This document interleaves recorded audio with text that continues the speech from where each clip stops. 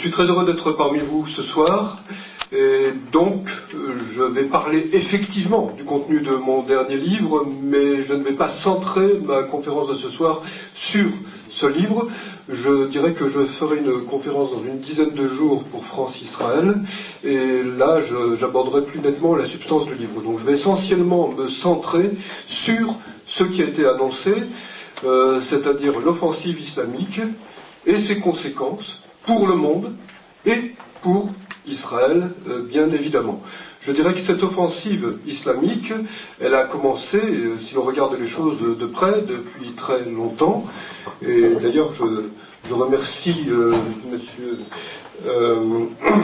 Monsieur Schalbourg-Sadler de sa présence ce soir. C'est quelqu'un qui est resté fidèle à l'Iran que j'ai aimé, que j'ai connu, puisque j'ai fait un livre avec mon ami Feredoun Oveida il y a quelques années, que j'ai appelé Mille et une vies, ça fait partie des 30 livres dont on a parlé tout à l'heure.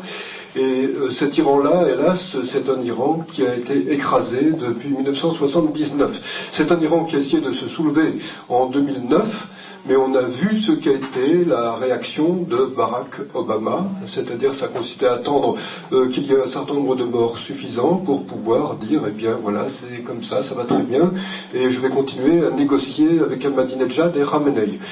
Bon, donc nous sommes dans les conséquences de cela.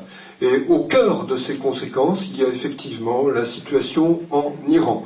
Dans le prochain numéro d'Israël Magazine, j'ai consacré un article à Khamenei, à ce qu'il est, à ce qu'il incarne, à sa doctrine, et je l'ai basé sur plusieurs articles américains qui disent l'homme le plus dangereux du monde. Et je pense qu'effectivement, Khamenei est l'homme le plus dangereux du monde. On parle souvent des discours d'Ahmadinejad, mais Ahmadinejad n'est pas celui qui a les réels pouvoirs actuellement en Iran. C'est Khamenei qui a les réels pouvoirs. Et si l'on regarde de près ce qu'est Khamenei, ça n'est pas quelqu'un, je m'empresse de le dire par rapport à des questions qu'on pourrait poser, avec qui on peut jouer le même jeu que celui qu'on avait pu jouer à l'époque de l'Union soviétique, en se disant, s'il dispose de l'arme atomique, il est possible d'avoir affaire à un acteur rationnel. Ce n'est pas un acteur rationnel fondamentalement.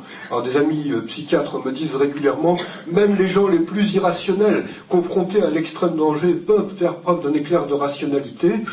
Donc on peut parier là-dessus, mais il y a des choses sur lesquelles je n'aime pas trop parier. Donc actuellement, le cœur, la matrice du problème, c'est effectivement l'Iran.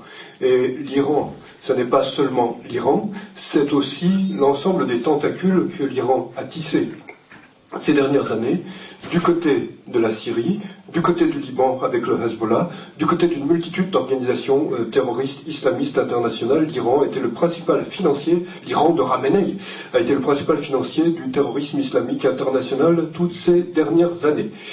Et donc, je dirais que sur ce plan, l'Iran n'est pas isolé actuellement. C'est un point fondamental à souligner si on veut comprendre ce qui se passe. L'Iran vient de réunir à Téhéran le sommet des pays non alignés. Des représentants de 120 pays se sont rendus à Téhéran. Le secrétaire général des Nations Unies, cette organisation censée dire le droit international, était là. Pendant que le secrétaire général des Nations Unies, Ban Ki-moon, était là, Khamenei et Ahmadinejad ont tenu des propos à teneur génocidaire et antisémite. Ban Ki-moon ne s'est pas levé et n'a pas quitté la pièce. C'est un point important et utile à souligner. Donc l'Iran n'est pas isolé actuellement, contrairement à ce que l'on pourrait penser. Il n'est pas isolé non seulement au sein des pays non alignés, mais il bénéficie toujours du soutien tacite de la Russie et du soutien de la Chine. Ce sont des éléments qu'il importe de prendre en compte. Et je dirais que, je vais y revenir en détail, si vous regardez la politique de l'administration Obama vis-à-vis de l'Iran depuis le départ, elle consiste à considérer qu'il est possible de vivre avec un Iran qui irait au seuil du nucléaire ou qui atteindrait le seuil du nucléaire. Ça a toujours fait partie de la doctrine Obama. Je l'ai dit il y a 4 ans, les gens m'ont dit que j'étais pessimiste, je dirais que la doctrine Obama n'a pas du tout bougé sur ce plan. Nous en sommes toujours au même point. Et vous pourrez remarquer, je l'ai noté dans une multitude d'articles sur ce sujet, que lorsqu'il s'est agi de voter des sanctions vis-à-vis du régime, les sanctions ont toujours été conçues par l'administration Obama de façon à être porteuses d'une relative inefficacité. Pourquoi? Bon, prenons un exemple très simple, qui est un exemple très récent, qui date d'il y a 6 mois à peu près. Au sein du Congrès américain, des gens ont dit des sanctions efficaces, ce sont des sanctions qui toucheraient la Banque centrale d'Iran. Qu'a fait Obama immédiatement? Il a pris en compte les informations, mais pour faire le contraire. C'est-à-dire pour dire surtout qu'il n'y ait pas de sanctions qui touchent la Banque centrale d'Iran. Alors, si des gens veulent défendre le régime Obama, je leur demande de me répondre pourquoi est-ce qu'il a réagi de cette façon. C'est une question qui appelle réponse à mes yeux. Bon, outre cela, toutes les sanctions qui ont été votées sont des sanctions qui ont exempté certains pays. La Russie, qui est le principal fournisseur de nucléaire pour l'Iran, la Chine, mais aussi, pour le commerce, l'Allemagne, par exemple. Bon. Donc, à partir du moment où les sanctions ne touchent pas les principaux pays avec lesquels l'Iran fait du commerce, on ne voit pas comment ces sanctions pourraient avoir la moindre efficacité. Donc ces sanctions, elles sont là pour la façade, simplement, et derrière, on continue à négocier. Il y a des négociations à 6, et pour être bien sûr que les négociations n'aboutissent pas, Barack Obama a confié la responsabilité des négociations à Catherine Ashton, la toute-puissante ministre des Affaires étrangères de l'Union européenne. Là, on est sûr, comme ça, que ça va aller dans la bonne direction. Bon, donc l'Iran est dans cette position, et je dirais que ces dernières années, l'Iran a avancé, aussi grâce à Barack Obama. Pourquoi? Eh bien, regardez ce qui se passe dans les pourtours immédiats de l'Iran actuellement. Regardez ce qui se passe en Afghanistan.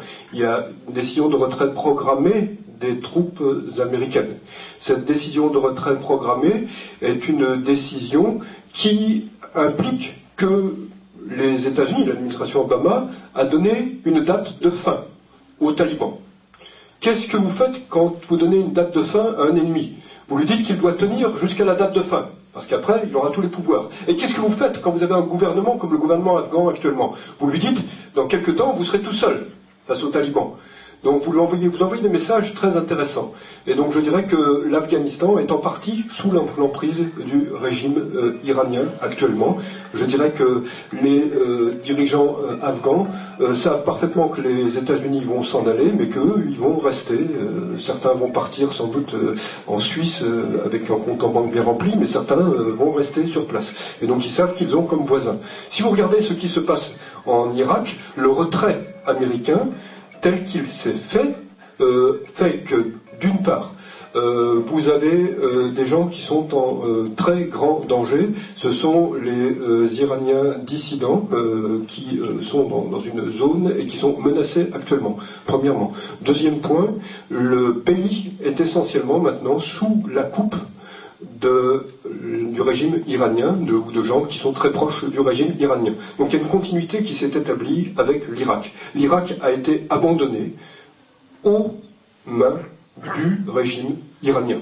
Il n'y a qu'une partie de l'Irak qui échappe, c'est la partie kurde, qui fonctionne d'une manière autonome aujourd'hui et qui n'entend pas du tout passer sous la coupe de qui que ce soit pour le moment.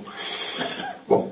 Du côté du Liban, vous avez sans doute, si vous ne l'avez pas remarqué, j'en parle en détail à l'intérieur du livre, que le dernier voyage que le précédent Premier ministre libanais a fait, le fils de Rafik Hariri, Saad Hariri, a fait en tant que Premier ministre, ça a été à Washington.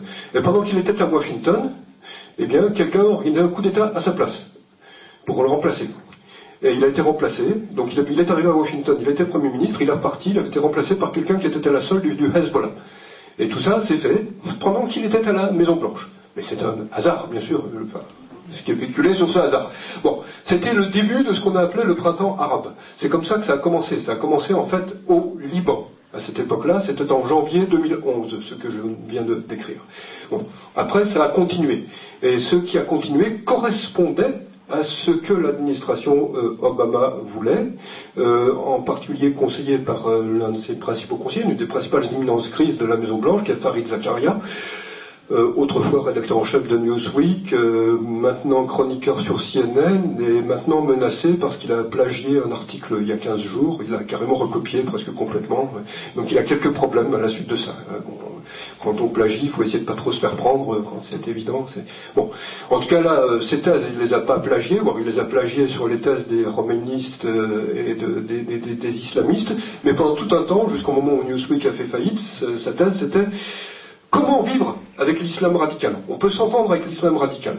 Donc à partir de là, je dirais que l'administration Obama a reçu pendant des mois des gens qui étaient des représentants des frères musulmans. D'ailleurs, il y a des gens des frères musulmans à la Maison-Blanche aujourd'hui, à commencer par une dame qui s'appelle Dalia Mokahed, qui est la conseillère aux affaires religieuses de Barack Obama, qui est la première femme voilée à être entrée à la Maison-Blanche. Bon. Il y en a un deuxième, qui est Rashad Hussein, qui a été nommé ambassadeur auprès de l'organisation de la conférence islamique par Barack Obama, qui au moment où il l'a nommé a dit c'est quelqu'un qui connaît le Coran par cœur, donc il est effectivement bien placé pour faire son travail. Bon, donc concrètement, l'administration Obama considère depuis le départ que le monde musulman ira mieux s'il se démocratise dans une direction qui est aussi une direction de l'islamisation. Donc cette islamisation, elle s'est mise en place petit à petit. Elle s'est mise en place en Tunisie, elle s'est mise en place en Égypte, elle s'est mise en place en Libye. Je sais que Bernard-Henri Lévy n'a rien vu, n'a rien entendu, même s'il était là, mais néanmoins c'est ce qui s'est passé. Elle s'est mise en place au Yémen, et je dirais que sur ce plan, sur tous ces plans, Barack Obama a beaucoup fâché l'Arabie Saoudite. Il est en froid très net avec l'Arabie Saoudite, qui n'est pas, contrairement à ce que certains laissent entendre, proche des frères musulmans, parce que les frères musulmans menacent le régime. Mais en dehors de ça, bon, l'administration de Barack Obama a tout à fait admis, trouvé ça très acceptable. D'ailleurs, dans quelques semaines, elle va recevoir Mohamed Morsi, le président égyptien, à la Maison-Blanche. Bon, donc, tout s'est passé comme prévu jusqu'au moment où le Qatar a soutenu les frères musulmans et a soutenu des émeutes qui ont pris de l'ampleur en Syrie. Et donc nous avons la situation syrienne. Et la situation syrienne, c'est une situation face à laquelle la Maison-Blanche a eu beaucoup plus de mal à réagir, parce que d'un côté, en Syrie, vous avez l'Iran, des mollahs, de Khamenei, vous avez la Russie, vous avez la Chine, et puis d'un autre côté, vous avez les frères musulmans. Alors je dirais qu'entre les deux, pour Barack Obama, son cœur balance. Et il a du mal à savoir de quel côté trancher. Quand vous avez d'un côté des islamistes et de l'autre côté des modérés, c'est très clair pour lui. Il y a les islamistes, il y va.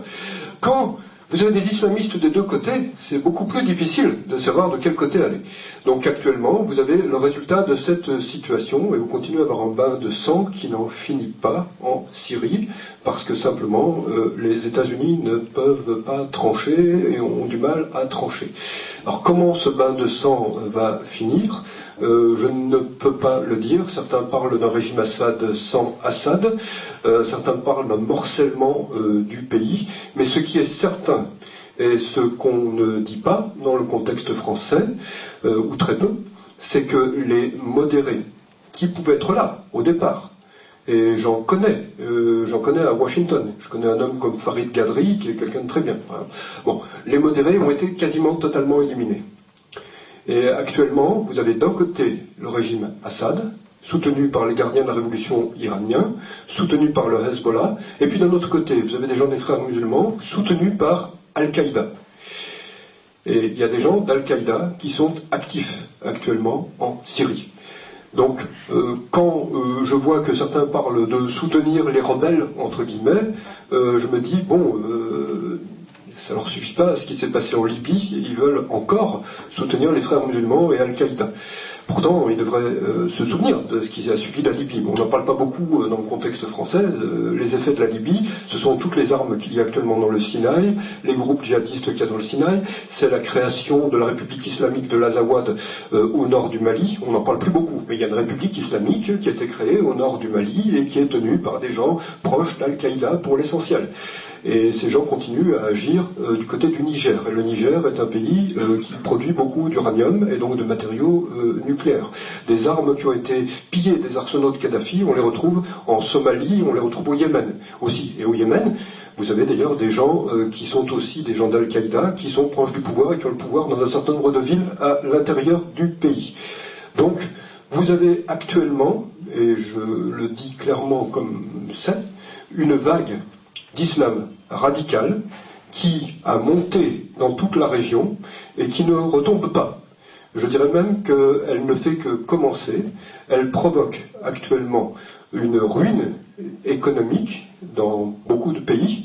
La situation en Tunisie n'est pas brillante. En Égypte, elle est absolument terrible. Comme le disait l'un de mes amis new-yorkais, David P. Goldman, l'Égypte est en train de ressembler à une forme de Corée du Nord sur le Nil. Ce qui est effectivement encourageant pour l'avenir. Ça non plus, on ne vous en parle pas.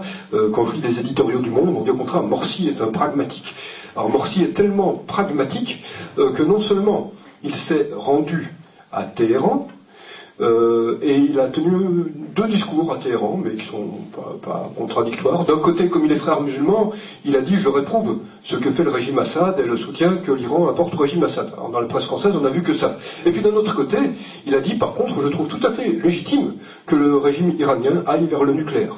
Et ça, cette partie-là, curieusement, je ne l'ai pas vue reprise dans les médias français. Mais il l'a dit lorsqu'il était à Téhéran, et je pense que des journalistes ont pu l'entendre.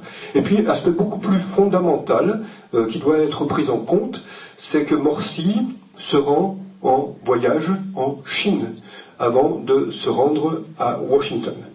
Et donc actuellement, ce que l'on voit se mettre en place, c'est une offensive diplomatique chinoise sur la région. La Chine est déjà proche du régime iranien. Elle est en train de se rapprocher du régime égyptien. Le régime égyptien est un régime qui est aux abois financièrement. L'Arabie Saoudite, en espérant essayer de les calmer un petit peu, a voulu les financer, en demandant aux frères musulmans de calmer un petit peu leur doctrine, etc. Morsi n'a pas accepté, donc il s'est fait financer transitoirement par le Qatar.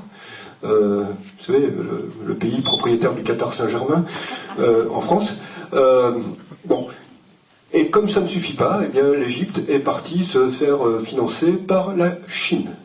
Et ce financement par la Chine, c'est quelque chose qui peut avoir des conséquences. Et ces conséquences sont un renversement d'alliance. Et donc, d'une manière de plus en plus nette, on considère que si ce rapprochement continue à se consolider, l'Égypte pourra parfaitement considérer qu'elle peut se passer de l'aide financière américaine, et qu'elle pourra considérer les accords de Camp David et les traités de paix avec Israël comme caducs, comme disait un certain Yasser à une époque. Bon, donc nous sommes face à une situation qui est en train d'évoluer d'une manière très dangereuse. Donc je dirais que si je veux la résumer, les États-Unis ont été quasiment éliminés de la région. Le seul pays avec lequel les États-Unis gardent encore un minimum de relations, c'est la Turquie, mais la Turquie est elle-même un régime qui est en train de basculer vers l'islam radical. Elle s'intéresse dire à ce qui va se passer par la suite des choses, elle s'intéresse en particulier à ce qui va se passer dans les régions kurdes, parce qu'elle a elle-même des régions kurdes.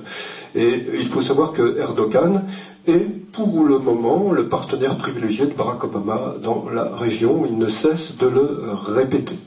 Donc voilà à peu près le portrait d'ensemble que l'on peut tracer dans la région. Donc si je veux le résumer en 2 mots, je dirais l'Iran de Khamenei et d'Ahmadinejad est à l'offensive. C'est une offensive diplomatique. C'est un pays qui renforce ses moyens nucléaires. D'ailleurs, dans tous les renseignements qu'on peut avoir récemment, c'est un pays qui est sur le point, enfin le régime, c'est un régime qui est sur le point de franchir la ligne rouge et de parvenir à une forme d'irréversibilité. C'est quelque chose qui pose beaucoup de questions actuellement en Israël. C'est un régime qui n'est pas du tout isolé. C'est un régime qui se rapproche de la Chine en même temps qu'il se rapproche de la Russie. Dans le reste de la région, l'aspect fondamental, c'est ce dont je viens de parler, c'est-à-dire le rapprochement entre l'Égypte et l'Iran, et entre l'Égypte et la Chine. Donc voilà à peu près la situation concrète dans laquelle se trouve cette région du monde actuellement. Alors je n'ai pas encore parlé beaucoup d'Israël, je vais en parler dans un instant, ne vous inquiétez pas.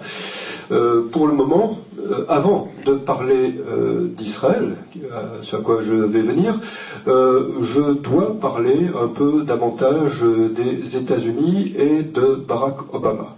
J'ai dit dans le précédent livre que j'avais fait sur Barack Obama, l'irrésistible ascension de Barack Obama, dans lequel je décrivais le personnage et ce qu'il allait faire, que Barack Obama considérait qu'il y avait un grave problème sur la surface de la planète, c'était la surpuissance des États-Unis.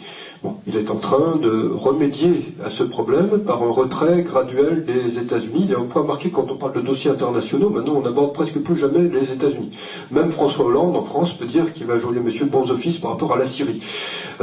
C'est Nicolas Sarkozy qui s'est mis en pointe dans le dossier de la Libye. La doctrine Obama sur ce plan a été résumée par un conseiller d'Obama qui a employé l'expression « leading from behind », c'est-à-dire diriger depuis l'arrière.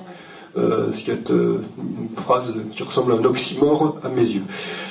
Bon, c'est comme si on parlait d'eau sèche, ou quelque chose de ce genre-là, donc c'est à peu près du même acabit. Donc Obama dirige depuis l'arrière, mais en tout cas il ne tient surtout pas à être en avant, et il tient à ce retrait des États-Unis. Pourquoi est-ce qu'il tient à ce retrait des États-Unis? Parce qu'il pense que le monde sera plus harmonieux si le monde est dirigé par des instances internationales, comme l'Organisation des Nations Unies, l'Organisation de la Conférence islamique, et puis un cartel de dictatures qui ont l'avantage, par rapport aux démocraties, ou des choses incertaines, de constituer des régimes stables. Bon.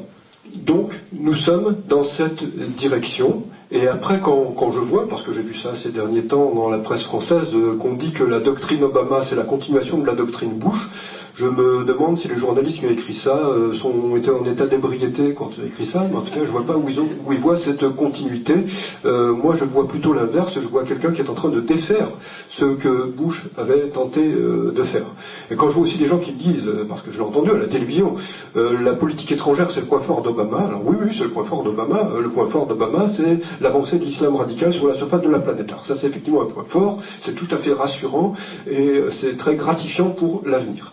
Bon, Obama est aussi quelqu'un qui, et j'y insisterai plus dans la conférence que je ferai contre France-Israël, qui est en train d'essayer de transformer les États-Unis en une économie socialiste et qui a multiplié le nombre des assistés, qui a démultiplié l'endettement des États-Unis et donc la dépendance des États-Unis par rapport aux pays qui peuvent leur prêter de l'argent. Alors tout ça, ça a aussi des conséquences. Donc concrètement, je dirais que passons maintenant à Israël. La question essentielle pour Israël, c'est de savoir comment gérer cette situation dans laquelle nous nous trouvons actuellement. Et je dirais que la situation pour le gouvernement israélien est une situation très complexe et très difficile. Et donc je pourrais la résumer assez simplement, et j'aimerais pouvoir parler plus positivement, mais je dirais qu'actuellement, le résultat de la doctrine Obama, c'est qu'Israël est relativement isolé sur la surface de la planète. Les alliés qu'Israël pouvait avoir ont pris leur distance par rapport à Israël. Les pays avec lesquels Israël a des accords de paix dans la région prennent leur distance petit à petit vis-à-vis de ces accords de paix. J'ai parlé de l'Égypte, mais je dirais qu'en Jordanie, le pouvoir des frères musulmans est en train de monter en puissance aussi. Et donc je dirais que tout cela, c'est quelque chose que Barack Obama a voulu. Alors, que veut-il au-delà? Et je dirais que le gouvernement israélien le sait parfaitement. Eh bien, il veut parvenir à quelque chose qui ressemblerait au plan de paix saoudien énoncé il y a quelques années. C'est-à-dire, et Barack Obama n'a jamais bougé sur ce plan, retour aux frontières de 67, entre guillemets, bien sûr, je mets toujours des milliers de guillemets quand je parle de cela, Jérusalem-Est comme capitale d'un État palestinien. Il ne s'est pas prononcé sur ce qui devait advenir du Golan pour le moment, vu la situation en Syrie, mais enfin dans le plan de paix tel qu'il le concevait, le Golan devait revenir à la Syrie. Il était bien entendu prévu dans ce plan de paix des indemnisations pour les Palestiniens qui ne pourraient pas revenir en Israël, ça va de soi. Et donc je dirais que pour le moment, le gouvernement israélien a déjoué les pressions de l'administration Obama, mais si Obama est réélu, ce qui n'est pas totalement impossible, attendez-vous à ce que des pressions exacerbées sur Israël soient exercées par l'administration Obama pour avancer dans cette direction. Et ce qui se passe en Égypte va servir de moyen de pression. Ce qui se passe en Iran va servir de moyen de pression. La réunion des pays non alignés et la participation de Ban Ki-moon à cette réunion va servir d'élément de pression. Et si vous avez écouté, au-delà des insanités antisémites et génocidaires, ce qu'a dit Khamenei à Téhéran lors de cette réunion des non-alignés, il a dit « Nous n'irons pas nécessairement jusqu'à l'arme atomique. Nous demandons une dénucléarisation de la région, et c'est à cette condition que nous pourrions renoncer. » Alors je dirais que ces paroles sont des paroles qui recoupent des éléments très précis de la doctrine Obama. Si vous écoutez le discours que Barack Obama a tenu aux Nations Unies, il n'a pas cessé d'être sur la ligne selon laquelle il faut une dénucléarisation du monde et une dénucléarisation de la région. Si vous écoutez un certain nombre de discours qui ont été tenus par des gens du département d'État ou par Leon Panetta, vous voyez que le nucléaire israélien est très clairement évoqué. Et donc l'une des hypothèses que j'entends circuler actuellement à Washington, c'est le gouvernement américain pourrait faire pression pour une dénucléarisation générale de la région, en disant les Iraniens sont prêts, les Khamenei, les dirigeants iraniens sont prêts à ne pas aller jusqu'à l'arme nucléaire, mais ils demandent la dénucléarisation de la région. Donc, je n'ai pas besoin de vous indiquer quel pays serait visé dans ces conditions. Et j'ajouterais que si l'Iran continue, le principal danger, ce n'est pas que l'Iran puisse envoyer une arme atomique sur Israël. Ça, je ne pense pas que c'est quelque chose que l'on puisse envisager. Et je pense même que dans ces pires moments de folie, Khamenei ou Ahmadinejad ne l'envisagent pas. Mais par contre, ce que l'on peut envisager à coup sûr, c'est une sanctuarisation du pays, c'est une prolifération du nucléaire dans la région, et puis c'est aussi la possible, très très possible transmission d'éléments permettant de fabriquer des bombes sales à des groupes terroristes. Ce qu'on appelle bombes sales, ce sont des bombes avec des éléments nucléaires à l'intérieur, avec des éléments radioactifs à l'intérieur. Donc je dirais que cela donnerait une puissance exacerbée aux groupes terroristes islamistes disséminés sur toute la surface de la planète. Et je dirais que cette menace est une menace dont on a conscience en Europe. D'ailleurs, je n'ai pas parlé de l'Europe parce que l'Europe est un non-acteur sur la scène internationale. L'Europe n'a aucune force militaire. L'Europe est en plein délabrement avec la crise de l'euro qui n'est pas achevée. D'ailleurs, vous en apercevrez très rapidement, hélas, dans les semaines qui viennent. C'est pas mon objet ce soir. Mais enfin bon, vous allez voir que c'est pas du tout fini. Hein. Bon. Donc l'Europe est un non-être sur un plan diplomatique et géopolitique. C'est une forme de zone vide, c'est une zone de basse pression qui est soumise aux zones de haute pression qui l'entourent actuellement. Ça marche un peu comme avec la météo.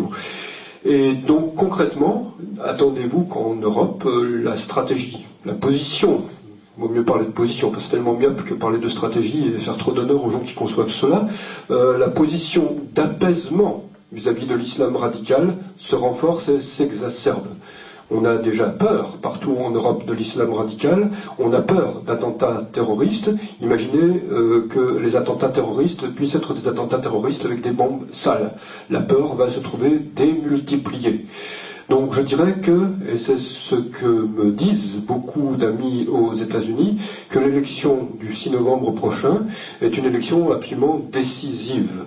C'est une élection où ou bien Barack Obama sera réélu, et dans ce cas-là, je dirais que même si je considère que déjà la situation actuelle est épouvantable, le pire adviendra, ce sera encore pire. Je ne peux pas l'imaginer trop, je peux tracer des grandes lignes, mais bon.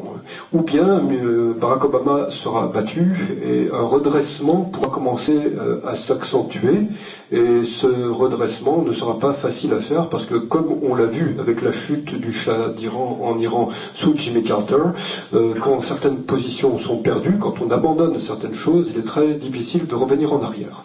Et donc, concrètement, je ne suis pas à l'intérieur du gouvernement israélien, mais la situation pour le gouvernement israélien est une situation très difficile à gérer, parce que le gouvernement israélien doit actuellement se demander, est-ce que nous intervenons contre les bases militaires nucléaires iraniennes ? Si nous le faisons, nous savons que nous ne pouvons pas détruire ces installations. Si nous le faisons, nous savons qu'il va y avoir des représailles contre Israël. Si nous le faisons, nous savons qu'il y aura sans doute un élargissement du conflit, puisque le régime iranien risque de bloquer le détroit d'Ormuz. Si nous le faisons, est-ce que cela obligera Obama à rentrer dans le jeu? On peut penser que oui, mais est-ce que ça favorisera la réélection d'Obama ou est-ce que ça la défavorisera? Je dirais que c'est un paramètre qui doit être pris en compte. Ce que l'on peut constater, c'est que Barack Obama fait tout, et strictement tout, pour qu'Israël n'intervienne pas. C'est très clair dans les déclarations de tous les gens qu'il envoie au Proche-Orient ces derniers temps, qui visent à dire vous n'avez aucune chance d'y arriver, ça ne peut pas marcher, c'est irresponsable, etc. Et pour être bien sûr que le message passe davantage, Barack Obama vient de décider, ça date d'hier ou d'avant-hier, enfin ça date des 48 dernières heures, vient de décider de livrer, comme ça avait été prévu, parce que c'était en cours, les missiles Patriot qui avaient fait l'objet d'un contrat avec Israël, mais sans livrer le mode d'emploi et le personnel qui permet de les activer. Donc autrement dit, il y a une volonté de nuire à la défense israélienne. On devait aussi livrer à Israël des batteries Aegis, AEGIS, et ces batteries elles-mêmes, il y en a 50% qui ont été livrées, le reste ne sera pas livré. Donc il y a une très nette volonté de l'administration Obama de dire si vous décidez de frapper, ne comptez pas sur nous pour agir et pour vous défendre, ou attendez-vous à ce que ce soit très dur pour vous. Et l'administration Obama a aussi ajouté, ça c'est la déclaration d'hier du porte-parole de la Maison-Blanche, je tiens mes informations à jour parce que ça va très très vite, et je les tiens à jour directement par les États-Unis parce qu'en France nous avons une multitude de Pravda mais aucun journal, c'est hélas la situation. Donc concrètement, qu'a dit le porte-parole de la Maison-Blanche? Il a dit nous considérerons que nous sommes impliqués si l'Iran fait quelque chose dans le détroit d'Ormuz. Autrement dit, tant que le détroit d'Ormuz n'est pas touché, les États-Unis disent nous ne sommes pas du tout concernés par tout ce qui peut se passer dans la région. Donc je dirais que ceux qui ne comprennent pas le message devraient le comprendre clairement. En langue diplomatique, ça veut dire à Israël nous ne sommes pas vraiment de votre côté sur ce coup-là. Donc concrètement, je vois des débats dans la presse israélienne qui demandent actuellement est-ce qu'il faut frapper avec les États-Unis ou sans les États-Unis? C'est pas la bonne question à poser. La question c'est est-ce qu'il faut frapper ou pas? Mais espérer frapper avec les États-Unis sous Obama, c'est une utopie. Jamais Obama ne décidera de frapper, à moins qu'il change complètement de position. Ça m'étonnerait très très fort, mais je me réserve cette petite possibilité. Sous Romney, ça pourrait être différent. Mais je dirais que jusqu'au 6 novembre, espérer une action américaine en coordination avec Israël est espérer quelque chose qui ne verra pas le jour. Espérer une action américaine nette contre le régime de Khamenei et Ahmadinejad après le 6 novembre, si Obama est réélu, c'est aussi espérer quelque chose d'utopique, et quelque chose qui ne verra pas le jour. Donc ce sont les paramètres qui doivent être pris en compte. C'est la situation dans laquelle nous nous trouvons aujourd'hui. J'ai essayé de vous donner des éléments permettant de la déchiffrer. C'est une situation complexe, c'est une situation mouvante, c'est une situation difficile, c'est une situation que les grands médias français ne donnent pas les moyens d'analyser d'une manière globale, ne serait-ce que pour une chose très claire que je remarque dans toutes les émissions, c'est qu'il y a un immense point aveugle dans tous les débats. On ne parle jamais de la politique d'Obama parce que Obama est quelqu'un pour qui ils ont brûlé des cierges il y a 4 ans, ils ont encore quelques cierges à brûler devant l'icône d'Obama. Donc on ne parle jamais de la doctrine Obama alors qu'elle est au cœur de tous les débats. Et que si on veut parler correctement, de manière concrète de cette région, on ne peut pas déjà dissocier l'Égypte de l'Iran, de la Syrie, de la Russie, de la Chine, et on ne peut surtout pas faire l'économie de parler d'Obama. Donc en ayant dit cela, je vous ai donné un aperçu essentiellement en politique étrangère et pour une région de ce que j'appelle le désastre Obama à l'intérieur de mon dernier livre. Il y a une multitude d'autres facettes, hélas, à ce désastre Obama, et j'espère qu'il prendra fin le 6 novembre, mais je n'en suis pas certain. Je m'arrête là, je laisse la place à vos questions.